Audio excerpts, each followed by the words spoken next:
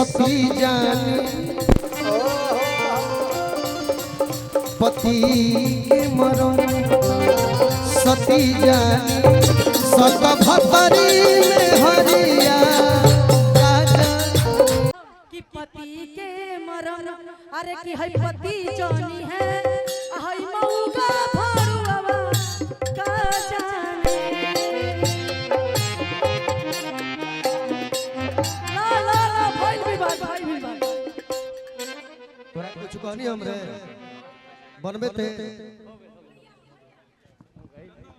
चंदन भैया हेलो चल चल चल चल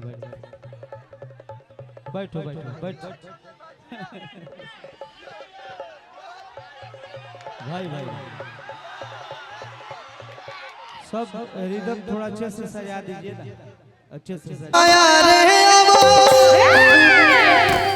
हर हर बार बना दिया किनारे हो चंदा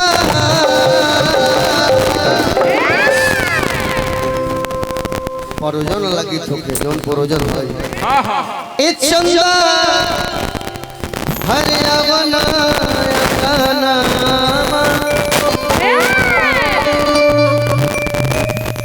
एक बहुत अच्छी गायिका आई है। क्या बात है आलिशा यादव। मैं चाहता हूं कि तुम मेरे भैया के साथ तुम थोड़ा बहुत गा लेना, मेरे बड़े के साथ तुम गा लेना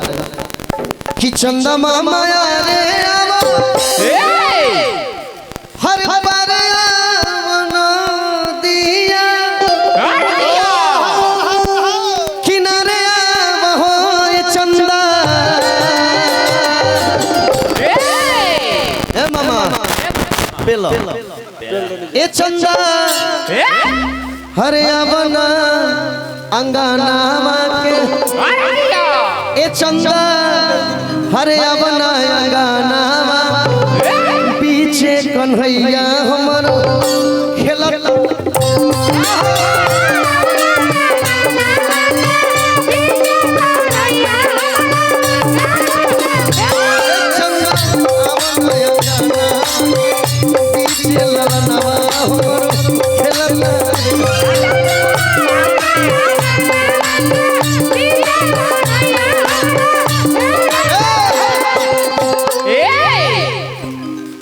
गाना में नाचे के डिक्की नहीं के हिलावे नाचे के भाव छै हां गुमटी नहीं के डोलावे के हमरा जोरे आलो छपरैया जिला हाय दैया क्लास कराओ हमको जिया भौजी जिया हेने हेने हेने आओ। नाचने में कोई बहुत बड़ी कला नहीं है जिया हो चंदन में जैसन गाना हो वैसन नाच होके के चाहिए। देख भाई हमनी के उ गाँव निहार है जा हाय हाय हाय लोग बैठ के सुनी न रात भर पेलो एबे गाना बजाना बरिसा भगवान ठेहुन भर बरिसा हां तो ई भाव के कर हो अभी के दौर में सिस्टम हो गइल बा केकर भाव है कि कोनो शुभ काम होता अरे कौन है रे केहू के घर में नया पतो उतरल होखे केहू के गृह प्रवेश होखे तो जानता रहो केहू के बेटा भइल होखे बेटी भइल होखे बेटा तो आजकल के सिस्टम हो गइल सबसे पहले नचनिया होता है हां कतनो हिट ब्यास बोला लो आ मंच पर नचनिया नहीं खिस हां तो लोग जानता का कही मारो इनके गाँव नहीं जमत मार बढ़िया रे खत्म बड़े से गावे लेकिन ए बबुआ हां आज से 40 वर्ष पहले हां हां लगतावे कौनो शुभ काम हो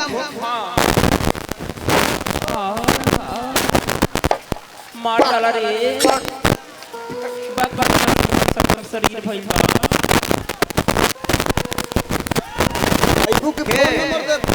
अरे लौंडा आ लौंडा वसत गावस नाचस का हेने लाइन में लाग दू गो गाना होखे लेकिन जानदार होखे केगा सारा लौंडा आगे करो अरे सट रे पाजरा नाच कैसे होखे कैसे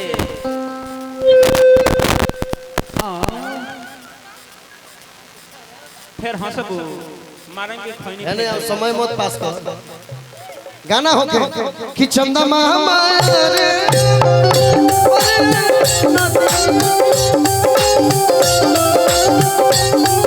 चंदा हटाओ ना के हो माने ये जगह लौकता ए सखी होने डलता जाता फायदा होई हमरा में का फायदा होई रे सखी हाय नया खोजवाइल बिया कौना जिला चले ई वैशाली के हिया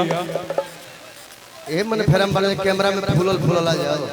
ये फेरम बड़ा जरूर ए प्रमोद डाला तो दोनों तरफ डाला भाई सिस्टम हो जाओ ई का हो हेने होने काहे भाई हे में डालो ना बबली कि चंदा भाई देखो हमार हित हमें आओ कुछ दान पुण्य कर दो कि चंदा मामा रे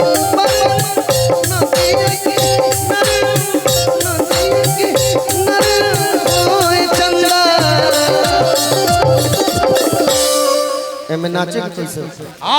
ए चंदा है ना पीछे हरे अवनाया गानावा बीचे ललनवा हमरो रोट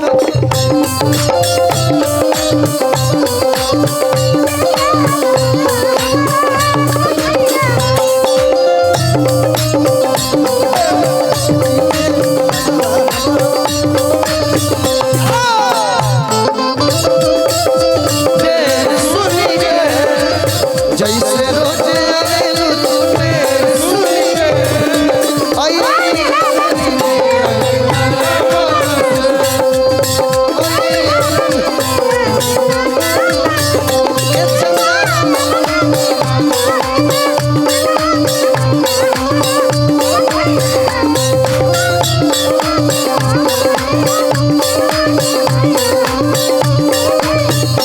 सोहर हो गए एगो अंतिम गाना गाओ फिर प्रमोद भैया कि पति के मरम अरे कि है पति जानी है है मऊगा भरुआवा का जाने ला भाई भी बात तोरा कुछ कहनी हमरे